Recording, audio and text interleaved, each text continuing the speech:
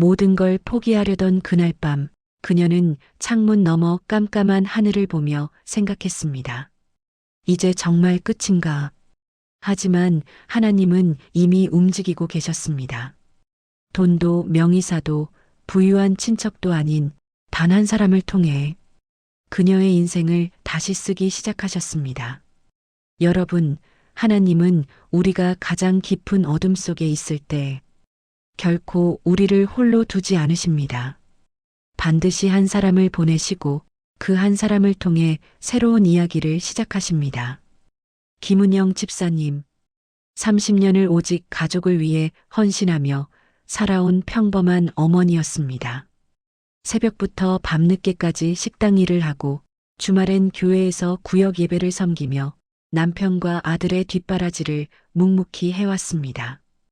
그저 평범하게 건강하게만 살 수 있다면 그것이 집사님의 소원이었습니다. 그러나 어느 날 갑자기 남편이 일터에서 쓰러졌습니다. 뇌졸중. 급히 실려간 응급실에서 의사는 말했습니다. 최소 6개월은 입원 치료가 필요합니다. 그 이후에도 후유증이 남을 수 있습니다. 병원비는 하루에 수십만 원씩 나갔고 집사님은 남편을 돌보느라 일을 그만둬야 했습니다. 그런데 설상가상으로 대기업에 다니던 아들이 구조조정으로 해고당했습니다. IMF 때도 버텼던 아들이 무너진 얼굴로 집에 돌아왔습니다. 엄마 미안해요. 집사님은 아들의 어깨를 토닥이며 말했습니다. 괜찮아. 다 잘 될 거야. 하지만 그날 밤 혼자 남은 집사님은 통장 잔액 12만 원을 바라보며 소리 없이 눈물을 흘렸습니다. 대출 이자 130만 원, 병원비 200만 원, 월세 50만 원. 계산기를 두드릴 때마다 숫자는 절망이 되어 가슴을 짓눌렀습니다. 새벽 3시, 온 집안이 잠든 시간. 집사님은 부엌 바닥에 무릎을 꿇었습니다. 아무도 모르게 혼자서 하나님, 목소리가 떨렸습니다. 정말 더 이상은 못 버티겠습니다. 제 힘으로는 아무것도 할 수 없습니다. 병원비도 없고 집세도 밀렸고 내일 아들이 먹을 밥도 마땅치 않습니다. 주님, 제가 믿음이 부족한가요? 제가 죄를 지었나요? 왜 이렇게 힘든가요? 집사님은 바닥에 엎드려 목 놓아 울었습니다. 30년 신앙생활 중 가장 솔직하고 가장 처절한 기도였습니다. 그렇게 한참을 울던 순간 마음 깊은 곳에서 잔잔한 파도처럼 밀려오는 음성이 들렸습니다. 내가 너의 기도를 들었다. 내가 너와 함께한다. 실제 소리는 아니었습니다. 하지만 그 확신은 그 어떤 소리보다 또렷했습니다. 집사님은 눈물 젖은 얼굴을 들었습니다. 창밖으로 동이 트고 있었습니다. 주님 감사합니다. 일어설 힘은 생겼지만 현실은 여전히 아무것도 달라지지 않았습니다. 3일 뒤 집사님은 동네 슈퍼에 들렀습니다. 마트 진열대를 한 바퀴 돌며 가장 싼 라면 한 봉지와 할인된 두부 한 모를 들었습니다. 계산대 앞에 섰을 때 뒤에서 조용한 목소리가 들렸습니다. 집사님, 돌아보니 교회에서 함께 예배만 드리던 장미자 권사님이었습니다. 깊은 대화를 나눠본 적도 개인적으로 만난 적도 없는 분. 집사님은 당황해서 웃으며 말했습니다. 아, 권사님. 안녕하세요. 그냥 급하게 올라올 게 있어서요. 권사님은 집사님의 손에 든 라면을 보며 조용히 물었습니다. 집사님 요즘 많이 힘드시죠? 집사님은 순간 말문이 막혔습니다. 괜찮다고 하려던 말이 목구멍에서 맴돌기만 했습니다. 권사님이 집사님의 손을 꼭 잡았습니다.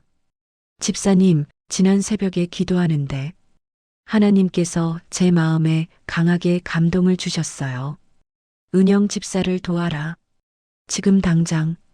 처음엔 제가 뭘 어떻게 도와드려야 할지 몰랐어요. 그런데 오늘 이렇게 만나게 하시네요. 집사님, 제가 조금이라도 도와드려도 될까요?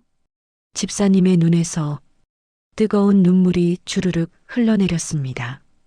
새벽에 내가 울며 부르짖던 그때 하나님께서 정말 들으셨구나. 그리고 이분을 통해 응답하고 계시는구나. 집사님은 고개를 숙이며 말했습니다. 권사님 감사합니다. 정말 정말 감사합니다. 그날부터 권사님은 은영 집사님의 삶에 조용히 함께하기 시작했습니다. 일주일에 2번 반찬을 만들어 가져다 주고 병원에 입원한 남편을 함께 면회 가주고 집사님이 허리가 아파 힘들어할 때는 집안일을 함께 해주었습니다. 권사님, 이렇게까지 하시면 집사님이 미안해하자 권사님은 웃으며 말했습니다. 집사님, 이게 교회예요. 우리가 서로의 짐을 지는 거 주님께서 제게 힘을 주셨으니 그 힘으로 집사님을 돕는 거예요. 권사님은 자신의 교회 구역 식구들에게도 집사님의 형편을 조심스럽게 나눴습니다. 그러자 한 사람, 2사람씩 작은 정성을 모아주기 시작했습니다. 어떤 분은 쌀 1포대, 어떤 분은 병원비 10만 원, 어떤 분은 아들의 이력서를 봐주고 일자리 정보를 알아봐 주었습니다.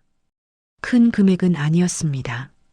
그러나 그 작은 사랑들이 모여 집사님의 삶을 조금씩 일으켜 세웠습니다. 그리고 2개월 뒤 남편의 병세가 조금씩 호전되기 시작했습니다. 여보, 내가 일어날 수 있을 것 같아. 남편은 집사님의 손을 잡고 눈물을 흘렸습니다. 당신 정말 고생 많았어. 미안하고 고마워. 3개월 뒤 아들은 지인의 소개로 작지만 안정적인 회사에 재취업하게 되었습니다. 엄마, 월급 나오면 제일 먼저 그동안 도와주신 분들께 인사드려야 해요. 집사님은 아들을 꼭 안으며 하나님께 감사 기도를 드렸습니다. 어느 주일 예배 후 집사님은 권사님에게 물었습니다.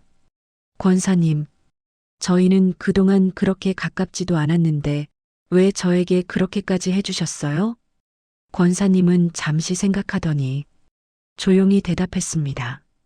집사님, 저도 10년 전에 지금 집사님처럼 힘든 시간이 있었어요. 남편 사업 실패하고 빚쟁이들이 집 앞에 와서 난리치고 애들은 학교도 못 다닐 뻔했어요. 그때 저도 새벽마다 울면서 기도했어요. 하나님, 살려주세요. 그런데 하나님은 그때 교회에 한 권사님을 보내주셨어요. 그분이 저를 일으켜 세워주셨어요. 그날 제가 하나님께 약속했어요. 제가 다시 일어나면 저도 누군가를 돕겠습니다. 제가 받은 사랑을 흘려보내겠습니다. 그래서 하나님께서 집사님을 제 마음에 두셨을 때 순종한 거예요. 집사님, 이건 제 힘이 아니에요. 하나님이 저를 통해 일하신 거예요. 집사님은 깊이 깨달았습니다. 하나님은 우리가 무너질 때 절대 혼자 두지 않으신다. 반드시 한 사람을 보내신다. 그리고 그 한 사람은 누군가의 기도의 응답이었고 또 다른 누군가의 순종이었다. 집사님은 또 깨달았습니다. 나도 이제 누군가에게 그 한 사람이 될 수 있다. 지금 은영 집사님은 교회에서 구제사역을 섬기고 있습니다. 힘든 이웃을 찾아가고 새벽에 누군가를 위해 기도하며 하나님께서 자신에게 주신 사랑을 다른 이들에게 흘려보내고 있습니다. 집사님은 말합니다. 하나님은 제게 돈을 보내지 않으셨습니다. 명의를 보내지도 않으셨습니다. 기적 같은 복권 당첨도 없었습니다. 하지만 하나님은 사람을 보내셨습니다. 그 사람을 통해 저의 무너진 마음이 살아났고 절망이 소망으로 바뀌었고 어둠 속에 빛이 들어왔습니다. 하나님은 사람을 통해 일하십니다. 그리고 우리 모두는 누군가에게 보내심 받은 그 사람이 될 수 있습니다. 사랑의 하나님 아버지, 오늘도 어디선가 무릎 꿇고 울고 있을 당신의 자녀들을 기억합니다. 그들에게 필요한 한 사람을 보내주시고 우리가 누군가에게 그 사람이 되게 하옵소서. 우리의 작은 순종이 누군가의 큰 기적이 되게 하시고 우리의 작은 사랑이 절망을 소망으로 바꾸는 통로가 되게 하옵소서. 주님께서 우리를 사랑하신 것처럼 우리도 서로 사랑하며 살아가게 하옵소서. 예수님의 이름으로 기도드립니다. 아멘. 너희가 서로 짐을 지라 그리하여 그리스도의 법을 성취하라. 갈라디아서 6장 2절 말씀.